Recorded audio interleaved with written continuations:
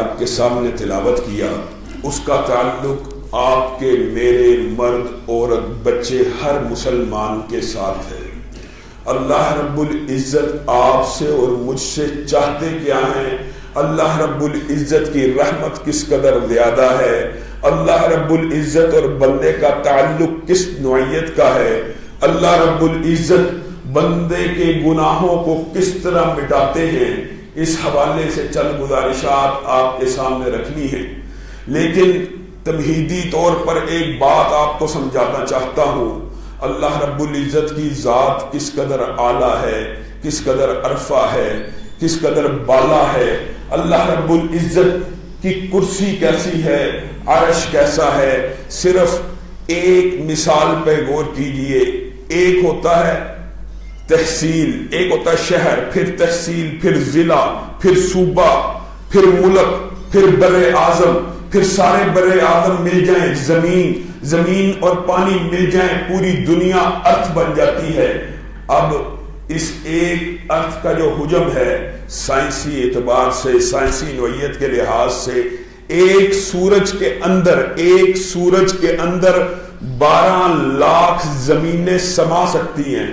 اس سورج سے بڑے کتنے ستارے ہیں سائنس کے مطابق، تحقیقات کے مطابق، جو انسانی نگاہ نے دوربین سے ابھی تک دیکھا ہے، ابھی تک ماہر فلکیات نے جو دریافت کیا ہے، ان کے نزدیک جو ستارہ ابھی ان کی دوربین کی رینج کے اندر ہے، وہ ستارہ سورج سے کتنے گنا بڑا ہے۔ 90 کروڑ سورج ہو اس ایک ستارے کے حجم کے برابر ہوتے ہیں۔ 12 لاکھ زمینیں ایک سورج کے برابر اور 90 کروڑ سورج ہو ایک ستارے کے برابر، اور ستاروں کی تعداد ارب ہے، کھرب ہے۔ سائنسدان کہتے ہیں آج گننا شروع کرو، کئی ٹریلین سال، ہر آن، ہر لمحہ، ہر سیکنڈ اگر صرف گنتے ہی چلے جاؤ کتنے ٹریلین سال لگیں گے، اس کی گنتی ختم نہیں ہو سکتی۔ لاکھوں کروڑوں روشنی کی رفتار سے انسان سفر کرے، ایک کہکشاں جس کا ہم حصہ ہیں، جس کا وہ ستارہ حصہ ہے، اس کو پار نہیں کر سکتے۔ 360 سے اوپر کہکشائیں دریافت ہو چکی ہیں۔ اور وسع کرسیہ السماوات والارض، اللہ رب العزت اس پوری کائنات جس کا انسان سوچ بھی نہیں سکتا، ادراک بھی نہیں کر سکتا کتنی بڑی ہے، اللہ کہہ رہا ہے اس ساری کائنات کے اوپر میری کرسی ہے، اور کرسی کی مثال اس کائنات کے ساتھ کیا ہے؟ پوری کائنات انگوٹھی کا ایک چھلا ہے، اور کرسی اس کے سامنے اتنی بڑی ہے کہ ایک انگوٹھی کا چھلا نظر آتی ہے۔ اور کرسی سے اوپر عرش ہے، اور عرش کی مثال اللہ رب العزت نے کیا دی؟ کرسی عرش کے سامنے ایسے ہے جیسے انگوٹھی کا ایک چھلا ہو۔ اور عرش کو کل قیامت کے دن، اپنے رب کا تعارف سنو، کل قیامت کے دن 8 فرشتوں نے اٹھایا ہوگا۔ بات جو کہنے کا مقصد اور سمجھانے کا مقصد ہے وہ یہ ہے، ایک حدیث میں ان میں سے ایک فرشتے کا ذکر موجود ہے، اس فرشتے، اس مخلوق کی کفیت، حیت، ماہیت کیا ہے؟ نبی کریم صلی اللہ علیہ وسلم نے فرمایا اس کا سر تو عرش کے نیچے ہے، لیکن اس کے پاؤں سب سے نچلی زمین سے بھی نیچے ہے۔ ایک فرشتہ جس نے عرش کو اٹھایا ہے وہ اتنا بڑا ہے۔ بات جو کہنے کا مقصد ہے وہ یہ ہے، یہ 8 فرشتے قرآن پاک میں کیا دعا کر رہے ہیں؟ اتنے بڑے بڑے فرشتے، اتنی بڑی بڑی مخلوق اللہ سے کیا دعا کرتے ہیں؟ فاغفر للذین تابوا، اے اللہ تیرے بندے جو زمین میں بڑے چھوٹے نظر آتے ہیں، اگر تجھ سے توبہ کریں ان کو معاف کر دینا۔ اور اللہ رب العزت نے اپنے عرش کے اوپر اس بات کو لکھ دیا کہ میری رحمت ہمیشہ میرے غضب پہ غالب آ جائے گی۔ نبی کریم صلی اللہ علیہ وسلم نے ایک صحابیہ عورت کی طرف اشارہ کیا، صحابہ دیکھتے ہو کتنی بے چین ہے، کتنی پریشان ہے، دودھ پیتا بچہ دشمنوں کے نرگے میں جا چکا ہے، دوڑ رہی ہے، پھر رہی ہے، بچہ مل جاتا ہے، سینے سے لگاتی ہے، چومتی ہے، پیار کرتی ہے، ماں کی ممتا جاگتی ہے۔ نبی کریم مسکراتے ہیں، صحابہ کو کہتے ہیں پتہ ہے کیا کوئی تمہیں لگتا ہے کہ آج کے دور میں کوئی ماں اس سے زیادہ کسی بچے سے محبت کرتی ہو، کوئی مخلوق اس سے زیادہ محبت کرتی ہو؟ صحابہ کہتے ہیں کہ دشمن کے لڑگے سے بچہ آیا، دودھ پیتا بچہ آیا، ماں نے جس وارفتگی کا اظہار کیا، جس طرح والہانہ اس کا استقبال کیا، ہمارے خیال میں ماں سے زیادہ مخلوق سے کوئی محبت نہیں کر سکتا۔ نبی کریم صلی اللہ علیہ وسلم نے اس وقت ایک رہنما اصول بتایا، کتنا عظیم اصول، کتنا رحمان رب، کتنا عظیم رب۔ نبی کریم صلی اللہ علیہ وسلم نے ارشاد فرمایا، اللہ کی قسم اللہ اپنے بندوں سے اس سے بہت زیادہ محبت کرتا ہے۔ اور کتنی محبت کرتا ہے نبی کریم نے یہ بھی بتلا دیا۔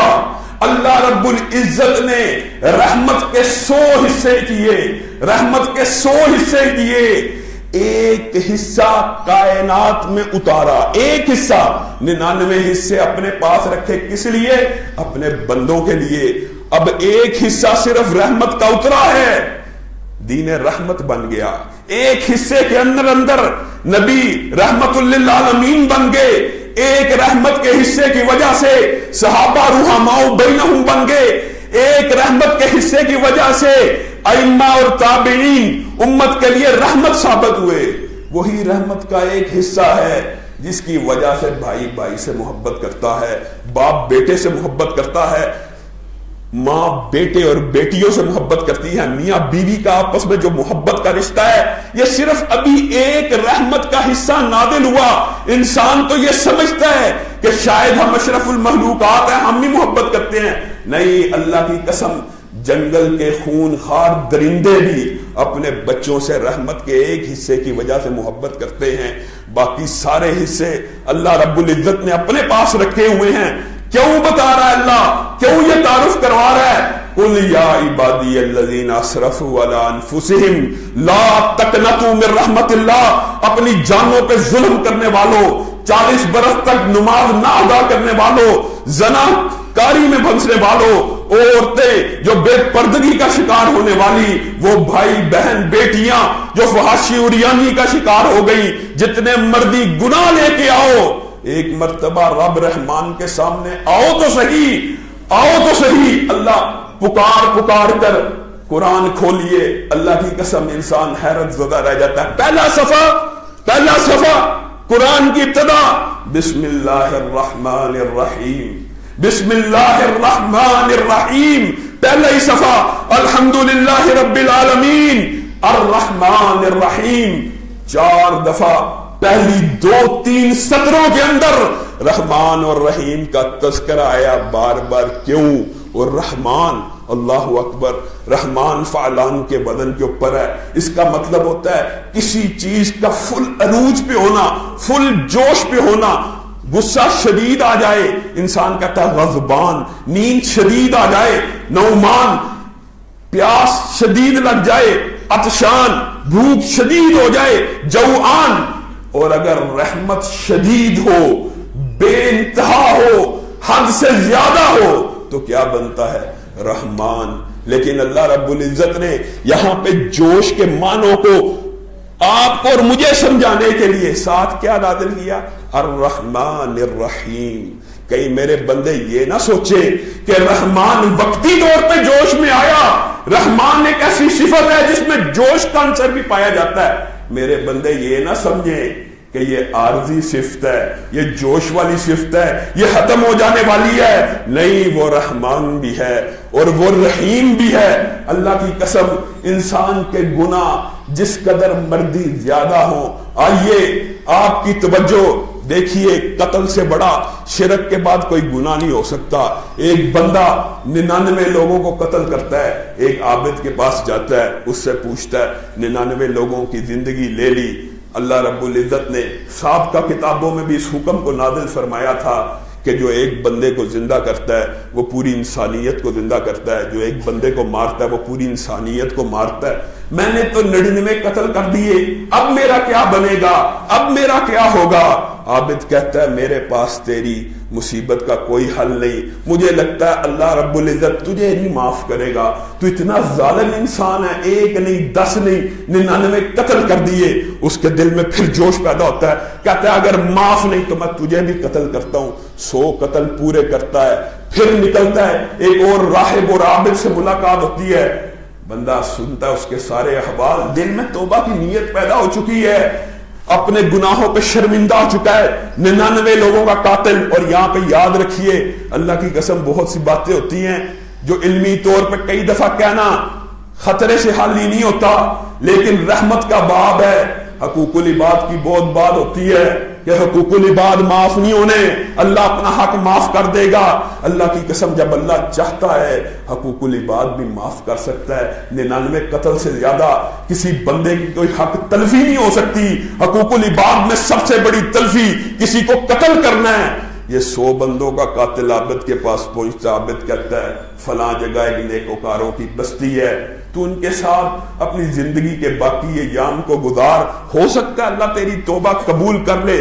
دل میں امید پیدا ہوتی ہے, دل میں جوش پیدا ہوتا ہے, تیزی سے بڑھتا ہے, ہارٹ اٹیک آ جاتا ہے. یا حدیث میں ہارٹ اٹیک کا لفظ نہیں ہے, اچانک موت کا فرشتہ آ جاتا ہے, روح کو قبض کر لیا جاتا ہے. اب رحمت کے فرشتے بھی نازل ہو رہے ہیں اور عذاب کے فرشتے بھی نازل ہو رہے ہیں, آپس میں مکالمہ ہو رہا ہے, یہ ہمارا بندہ ہے, دوسرے کہہ رہے ہیں ہمارا بندہ ہے.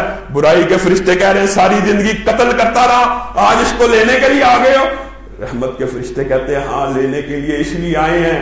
اللہ کی سنت ہے, جو بندہ صرف نیت کر لیتا ہے اللہ تعالیٰ اس کی نیت کو لکھ لیتا ہے. یہ بندہ توبہ کے رستے پہ چل پڑا, ابھی توبہ نہیں کی لیکن توبہ کے رستے پہ چل پڑا تھا, اس کو ہم لینے کے لیے آئے ہیں. اللہ کے پاس مقدمہ جاتا ہے, اللہ کہتا ہے جاؤ زمین کی پیمائش کرو. اگر نیکوکاروں کی بستی کی طرف کم فاصلہ ہوا تو نیکی کے فرشتے لے جائیں, اگر جہاں سے نکلا ہے وہاں سے کم فاصلہ ہوا برائی کے فرشتے لے جائیں. اور حقیقی بات کیا ہے, نبی کریم نے فرمایا ابھی تو نکلا تھا, ابھی تو بستی سے نکلا تھا, نیکوکاروں کی بستی پتہ نہیں کتنے 100 کلومیٹر دور تھی, فرشتے پیمائش کرنے کے لیے آئے.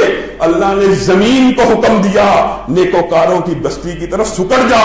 جو بندہ توبہ کی نیت سے گھر سے نکل پڑا ہے اللہ اس کی توبہ کو قبول کرنے والا ہے, اللہ اس کو کبھی عذاب نہیں دے گا. لوگوں قتل سے بڑا کون سا جرم ہو سکتا ہے؟ بڑے جرائم کے اندر ایک جرم زنا بھی ہے, ایک جرم لوگوں کی حق تلفی بھی ہے, لوگوں کو برا بلا کہنا بھی ہے, لوگوں کا مال کھانا بھی ہے. نبی کریم صلی اللہ علیہ وسلم نے ارشاد فرمایا اور صحابہ کہتے ہیں نبی کریم نے اتنی مرتبہ ہمیں کفل کا واقعہ سنایا, اتنی مرتبہ ہمیں کفل کا واقعہ سنایا, اس واقعے کے اندر پیغام کیا پنہا ہے. نوجوان ہے, بنی اسرائیل کا اوباش ہے, بدماش ہے, ہر برائی موجود ہے, برائی ایسی کرتا ہے کہ کوئی برائی نظر آ جائے اس کے پیچھے لگ جاتا ہے, کسی برائی کو خالی نہیں جانے دیتا, مال بھی ہڑپ کرتا ہے, برا بلا بھی کہتا ہے, بدکار بھی ہے. آج زندگی میں ایک ایسی رات آنے والی ہے, ایک عورت کو لے کے آیا, اجرت پہ استعمال کرنے کے لیے لے کے آیا. عورت کے ساتھ جب طلحہ ہوا, عورت ایک مختصر سی تقریر کرتی ہے, مختصر سی گفتگو کرتی ہے, اے کفل اللہ کی قسم آج اللہ نے یہ حالات دکھائے, مجبور ہوں, بے بس ہوں, بے کس ہوں, تجھ سے معاہدہ کر چکی ہوں اپنی عزت کو نیلام کرنے کا, لیکن اب جب تو قریب آیا ہے میں اللہ کے عذابوں سے ڈرتی ہوں. میرے دل میں خوف آتا ہے کہ میں کبھی کسی غیر محرم کے سامنے نہیں گئی. آج دولت, آج مصیبت, آج مشکل نے اتنا مجبور کر دیا کہ تیرے سامنے آ جاؤں, بے حجاب ہو جاؤں. کفل کے دل کو چوٹ لگتی ہے. ایک عورت ساری زندگی گناہ کوئی نہیں کیا, آج مجبوری سے, پیسوں کی وجہ سے, پتہ نہیں کتنی بڑی آزمائش کی وجہ سے گناہ کرنے آئی ہے اور اللہ سے ڈر رہی ہے. کفل کی آنکھوں سے آنسو آتے ہیں, کفل اللہ کے سامنے ہاتھوں کو پھیلاتا ہے, کہتا ہے اللہ یہ عورت تو گناہ کرتی نہیں تھی پھر بھی تجھ سے ڈرتی ہے. میں تو جب سے پیدا ہوا آج تک گناہوں میں آلودہ رہا, لیکن اس نے کیا بات کر دی, میری زندگی کو بدل دیا. وہی رات دیکھیے اللہ کی رحمت کس قدر زیادہ ہے. کفل کی زندگی کی آخری رات ثابت ہوتی ہے. اگلے دن بنی اسرائیل والے نکلتے ہیں, کوئی کہتا ہے سویا ہوگا, کوئی کہتا شراب کے نشے میں دھت ہوگا، کوئی کہتا برائی میں پڑا ہوگا، آج نظر نہیں آ رہا، آج بازار میں کفل کے نعرے نہیں لگ رہے، آج بازار میں وہ عورتوں کو نہیں چھیڑ رہا، راہوں میں بیٹھ کے لڑکوں کو نہیں تک رہا، آج کفل نشے میں دھت ہوگا۔ بہت دیر گزر جاتی ہے، پھر اس کے گھر کی طرف چلتے ہیں کہ پتا تو نہیں آخر ہماری ہی بستی کا رہنے والا ہے۔ اللہ رب العزت اپنی رحمت کا اعلان ان کے لیے بھی، ہمیں تو نبی کریم صلی اللہ علیہ وسلم نے بتلا دیا، لیکن اس کی قوم کو اللہ رب العزت نے کیسے بتلایا؟ ان اللہ قد غفر للکفل، اللہ رب العزت نے اس کے گھر کے اوپر لکھ دیا کہ اللہ رب العزت نے کفل کے سارے گناہوں کو معاف کر دیا۔ لوگوں کیا ہے توبہ؟ اللہ کی قسم وانیبو، قرآن پاک میں جب یہ انیب کا لفظ آتا ہے تو اس کے اندر ایک معنی پوشیدہ ہوتا ہے۔ ہاں کیا گناہ چھوڑو تو صحیح، ایک مرتبہ اللہ کی طرف آؤ تو صحیح، یہ نہیں کہ انسان گناہ پہ کار بند رہے، ساتھ منہ میں استغفر اللہ کرتا رہے، گناہ بھی نہ چھوڑے استغفر اللہ بھی کرتا رہے، یہ توبہ نہیں ہے۔ توبہ اللہ کو کیا چاہیے؟ توبہ نصوحہ چاہیے، ایسی توبہ جس کے پیچھے ارادہ یہ ہو اللہ کبھی گناہ نہیں کروں گا، اللہ اپنے گناہ پہ نادم ہو۔ اور قرآن پاک کی آیات اس بات کے اوپر دلالت کرتی ہیں کہ اللہ رب العزت ان لوگوں کی توبہ کو قبول کرتے ہیں جو گناہ کرتے ہیں تو ساتھ ہی اللہ کی طرف رجوع کر لیتے ہیں، قریب، فوری، جلدی، وقت نہیں لگاتے، انتظار نہیں کرتے کہ 20 سال بعد توبہ کروں گا، ابھی عمر پڑی ہے 30 سال بعد توبہ کروں گا۔ اور اللہ رب العزت نے اس بات سے بھی قرآن حکیم میں ڈرایا ہے، ان لوگوں کی توبہ کوئی نہیں کہ جب موت کا وقت آ جائے ہاتھ کو اٹھائیں اور توبہ کرنا شروع کر دیں۔ لیکن دیکھیے اللہ کی رحمت کس قدر زیادہ ہے، اللہ کی قسم جبریل امین اللہ رب العزت کے رازدار ہیں، اللہ رب العزت کو جانتے ہیں، ان کو پتا ہے میرا اللہ رحمان ہے، میرا اللہ رحیم ہے۔ جس وقت فرعون مر رہا، بعد روایات کے الفاظ ہیں فرعون 400 برس تک ظلم کرنے والا، بچوں کو جلانے والا، بچوں کو قتل کرنے والا، عورتوں کو زندہ رکھنے والا، موسیٰ کی پیدائش کی خوف کی وجہ سے بچے قتل کرتا جا رہا ہے، ظلم کرتا جا رہا ہے، ظلم اتنا بڑھ گیا ہے انا ربکم الاعلی، اپنے رب ہونے کا اعلان کر رہا ہے، اس قدر ظالم ہے، خبیث ہے۔ موت کا لمحہ آیا، جب اس نے آواز بلند کی آمنتو، میں ایمان لاتا ہوں موسیٰ اور ہارون کے رب پہ، جبریل کے دل کو چوٹ پہنچی، میرا رب تو رحمان ہے، میرے رب کی سنت ہے، وہ ہر ایک کو معاف کر دیتا ہے، کہیں ایسا نہ ہو یہ بے ایمان مرتے وقت اللہ سے توبہ کر لے، منہ میں مٹی ڈالنا شروع کر دیتے ہیں کہ اس کی جان جلدی نکل جائے۔ صرف مٹی ڈالنے کے اس واقعے سے اندازہ کیجئے کہ جبریل امین کو اللہ رب العزت کی رحمت کا اندازہ ہے کہ اگر فرعون جیسا شخص بھی توبہ کے لیے ہاتھ اٹھائے گا تو کہیں اللہ اس کو بھی معاف نہ کر دے۔ اب بتلائیے کون سا گناہ ایسا ہو سکتا ہے جس کی توبہ نہیں؟ اللہ کی قسم توبہ کا اتنا عظیم الشان واقعہ شبیبہ غامدیہ کا، کتنی عمدہ توبہ کی، ایک عورت ہے برائی کا ارتکاب ہو گیا، آج جتنی مرضی برائیاں ہو جائیں نہ دل پہ چوٹ، نہ پاک صاف ہونے کی خواہش، نہ اللہ کے سامنے رجوع، ابھی برائی ہوئی، چند دن نہیں گزرے نبی کریم صلی اللہ علیہ وسلم کے پاس آتی ہیں، کہتی ہیں اللہ کے رسول طہرنی طہرنی، مجھے پاک کر دیجئے، کیا ہوا؟ میں غلطی سے میرے سے یہ بھول ہو گئی، جذبات سے مغلوب ہو گئی، طہرنی، اب پاک کر دیجئے۔ اچھا اس برائی کا نتیجہ ظاہر ہونے دو۔ کچھ عرصے بعد آتی ہے اللہ کے رسول اب تو پاک کر دیجئے، برائی کا نتیجہ ظاہر ہو چکا ہے، حمل سے ہوں۔ نبی کریم صلی اللہ علیہ وسلم کہتے ہیں اس بچے کا کیا قصور ہے، وہ بھی ایک جان ہے۔ یاد رکھیے یہ بھی فلسفہ گندا، لوگ اللہ کی قسم بھوک اور فقر کی وجہ سے بچوں کو قتل کر دیتے ہیں۔ یہ حرام کا بچہ نبی کریم کے پاس عورت آ رہی ہے، نبی کریم کہہ رہے ہیں اس بچے کا کیا قصور ہے، زنا کے نتیجے میں پیدا ہونے والا بچہ گرانا جائز نہیں ہے۔ لوگ فقر کی وجہ سے، پیسے کی وجہ سے، منصوبہ بندی کی وجہ سے، فیملی پلاننگ کی وجہ سے قتل جیسے عظیم گناہ کو اپنے سر پہ لے لیتے ہیں۔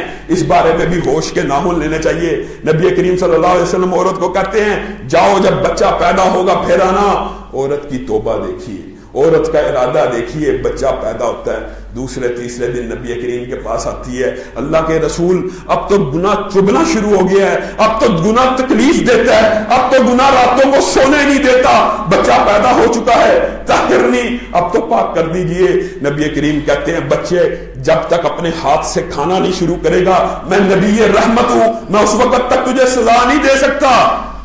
صحیح روایات کے اندر آتا ہے، تاریخ کے باب الٹیے، اللہ کی قسم بچے 6 ماہ 7 ماہ کی عمر میں بھی آج کل کے ہاتھ سے روٹی کا لقمہ نہیں لیتے، اور روایات کے الفاظ ہیں غامدی اپنے بچے کی ایسی تربیت کرتی ہے، ابھی 4 ماہ کا ہوتا ہے، ہاتھ میں روٹی کا ٹکڑا ہوتا ہے، چوس رہا ہوتا ہے، نبی کریم کے پاس آتی ہے، کہتی ہے اللہ کے رسول دیکھیے روٹی کھا رہا ہے، طہرنی اب تو پاک کر دیجئے۔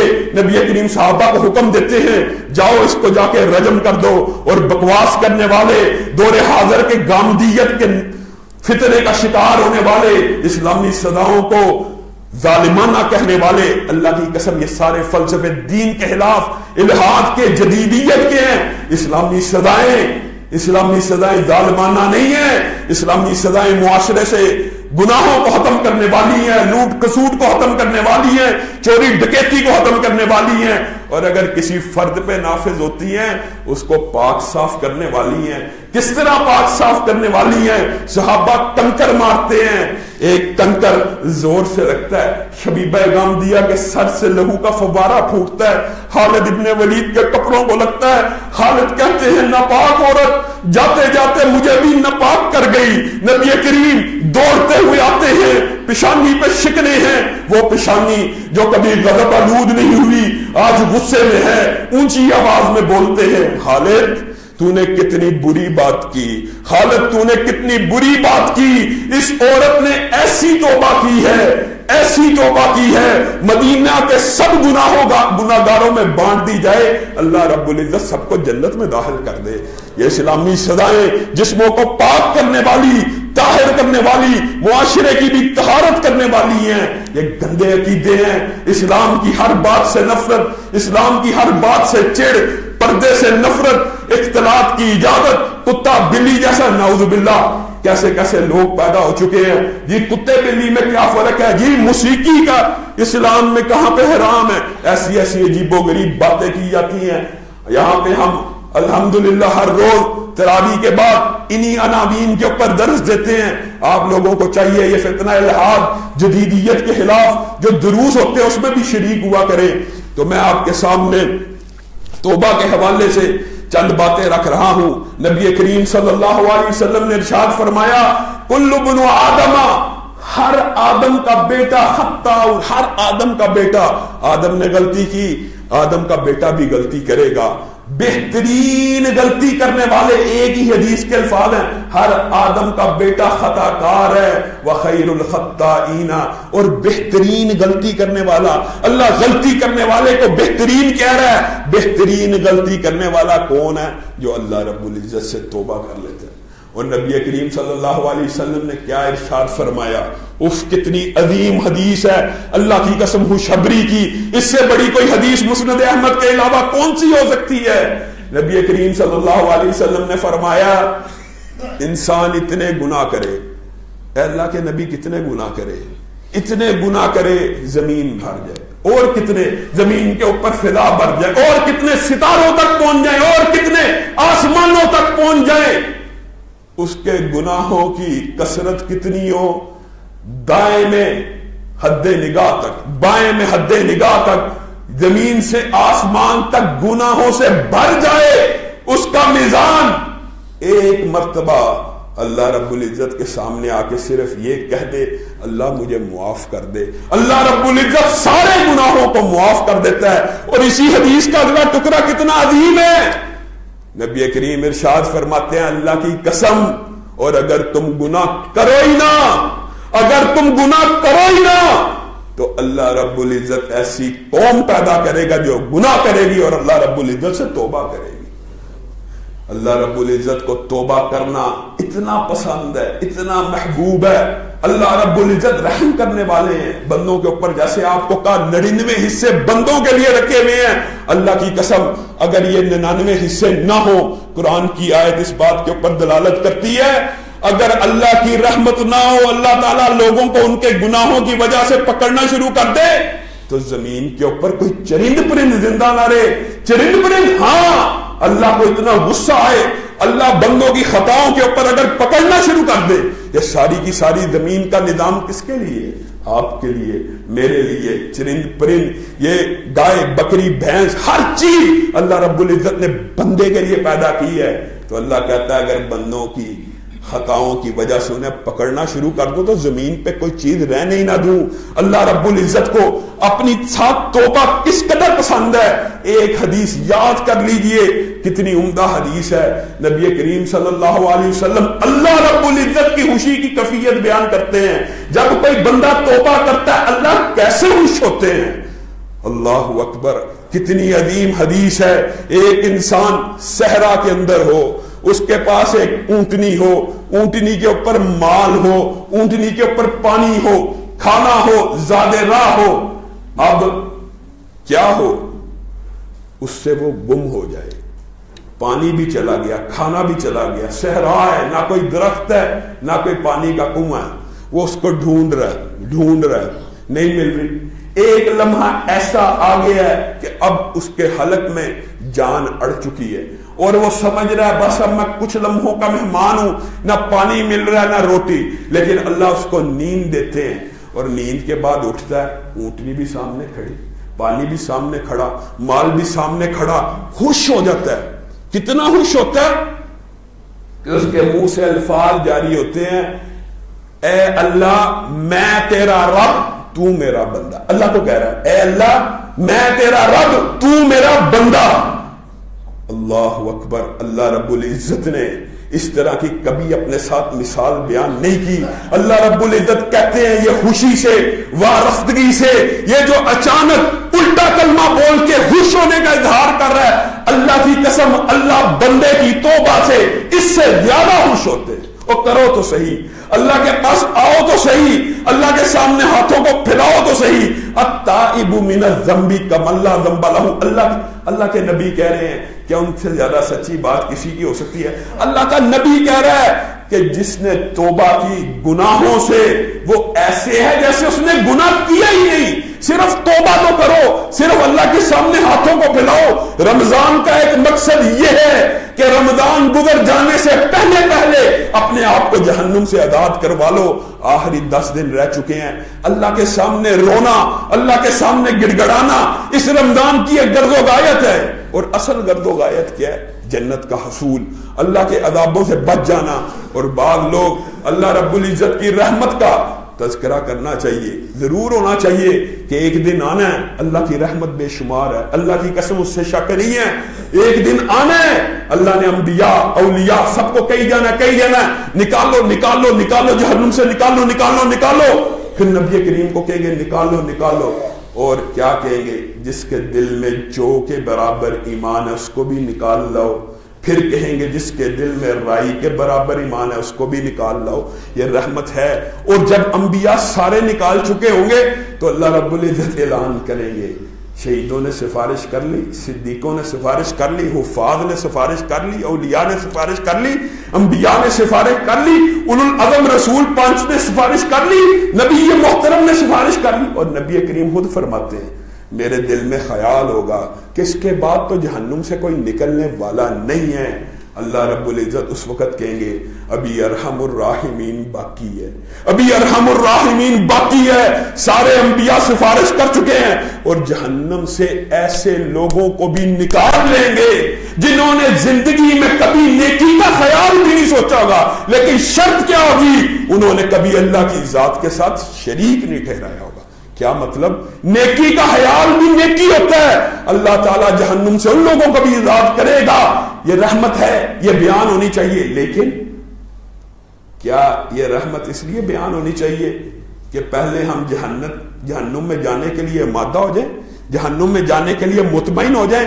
اللہ کی قسم اتنی قبیح جگہ ہے. کائنات کا سب سے خوش نصیب انسان کائنات میں اللہ کے نبی کہہ رہے ہیں جس کو کائنات میں سب سے کم غم ملے ہوں گے, سب سے آرام و آسائش میں رہا ہوگا, جہنم کا ایک لمحے کا گوتا لگوا کے باہر نکالا جائے گا, ایک لمحے کا, اور اس سے پوچھا جائے گا ہاں کیسی زندگی گزاری.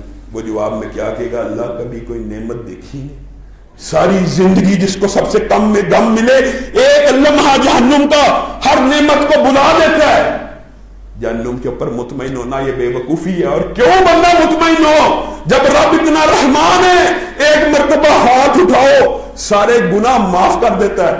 پھر بھی نعوذ باللہ یہ بندے ہی کا قصور ہے, یہ بندے ہی کی خطا ہے کہ پھر بھی انسان کے چلو آخر میں بالآخر چلے ہی جانا ہے. بھائی یہ عقیدہ ٹھیک ہے, اللہ کی رحمت بیان ہونی چاہیے, لیکن اللہ رب العزت ہم سب کو جہنم کی چنگاری سے بھی محفوظ فرمائے, ہم کو ایک ایک لمحے سے محفوظ فرمائے. اس رب رحمان کی رحمت اس قدر وسیع ہے, اگر سارے انسانوں کو بھی جنت میں ڈال دے اس کی رحمت میں کمی نہیں آئے گی.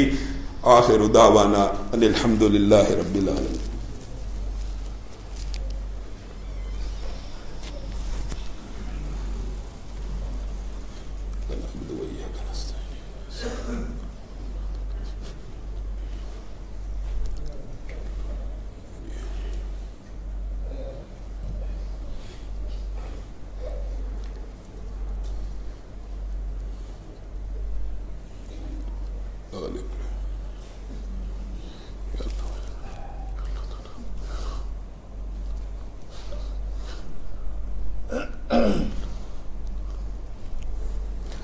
إن الحمد لله نحمده ونستعينه ونستغفره ونؤمن به ونتوكل عليه ونعوذ بالله من شرور أنفسنا ومن سيئات أعمالنا من يهده الله فلا مضل له ومن يضلل فلا هادي له وأشهد أن لا إله إلا الله وأشهد أن محمدا عبده ورسوله. أما بعد فإن خير الحديث كتاب الله وخير الهدي هدي محمد صلى الله عليه وسلم وشر الأمور محدثاتها وكل محدثة بدعة وكل بدعة ضلالة وكل ضلالة في النار. معزز سامعین گرامی قدر, نبی کریم صلی اللہ علیہ وسلم نے قرآن پاک کی اس آیت کے بارے میں ارشاد فرمایا, قل یا عبادی الذین اسرفوا علی انفسہم لا تقنطوا من رحمت اللہ. اے بندو جو اپنی جانوں پہ ظلم کر چکے ہو, اے بندیو جو اپنی جانوں پہ ظلم کر چکے ہو, اللہ کی رحمت سے کبھی مایوس نہ ہونا, کبھی اللہ کی رحمت سے نا امید نہ ہونا. نبی کریم نے فرمایا قرآن کے اترنے کی بھی خوشی ہے, مجھے پورے قرآن کی بھی خوشی ہے, لیکن پورے قرآن جتنی خوشی صرف اس ایک آیت کے نازل ہونے کی ہے.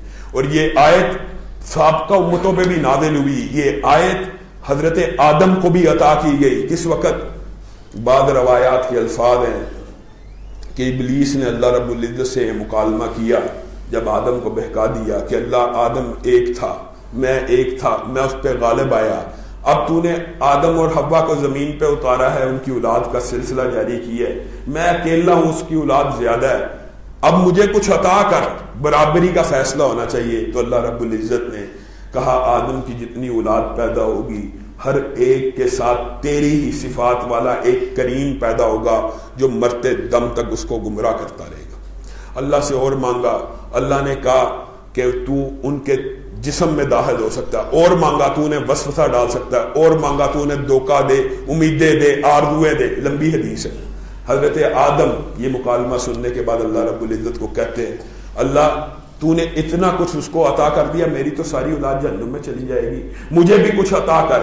اللہ رب العزت عطا کرتے کرتے یہاں پہ پہنچتے ہیں. اللہ کہتے ہیں ایک نیکی کو 10 سے ضرب دوں گا, ایک نیکی کو 100 سے دوں گا, ایک نیکی کو 700 سے دوں گا. آدم خوش ہو جا, میرا دل چاہے گا ایک نیکی کرنے میں ایک ہوگی, میری مرضی 700 سے زیادہ لکھ دوں گا. آدم بھی رحم کرنے والے اپنی اولاد کے اوپر, پھر اللہ کو کہتے ہیں اللہ مزید عطا کر. اللہ رب العزت کہتے ہیں ان اللہ یقبل توبۃ العبد ما لم یغرغر, اور دوسری روایت کے الفاظ ہیں یغرغر. اس کا ترجمہ کیا ہے؟ اللہ تعالیٰ نے آدم کی اولاد کو کیا عطا کیا, کتنی عظیم حدیث ہے. بندے کی توبہ اس وقت تک اللہ رب العزت قبول کرے گا جب تک حلق سے غرغر کی آواز نہیں آ جاتی، اور محدثین کا اتفاق ہے غرغر کی آواز روح کی ایڑی لگانے سے آتی ہے، ایڑی لگانے سے، یعنی پوری روح جب نکل جاتی ہے حلق پہ اس کا پاؤں پہنچتا ہے، وہاں پہ ایڑی نکال کے جب باہر نکلتی ہے اس وقت غرغر کی آواز آتی ہے۔ اور اللہ تعالیٰ آدم کو، آپ کو اور مجھے یہ اطلاع دے رہے ہیں کہ میں اپنے بندے کی توبہ اس وقت تک قبول کروں گا جب تک روح اپنی ایڑ کو گردن کے نرخے کے اوپر نہیں لگاتی۔ حضرت آدم خوش ہو جاتے ہیں، پھر اللہ سے مانگتے ہیں اللہ اس سے بھی زیادہ عطا کر۔ اللہ رب العزت یہی آیت عطا کرتے ہیں، قل یا عبادی الذین اسرفوا، قل یا عبادی الذین اسرفوا، اے بندو جو اپنی جانوں پہ ظلم کر چکے ہو، اللہ کی رحمت سے کبھی مایوس نہ ہونا، یہ نہ سوچنا اتنے گناہ کر، یہ شیطان کا وار ہوتا ہے، یہ شیطان کا ہتھیار ہے۔ تلبیس ابلیس میں مستقل ایک باب ہے اس موضوع پہ۔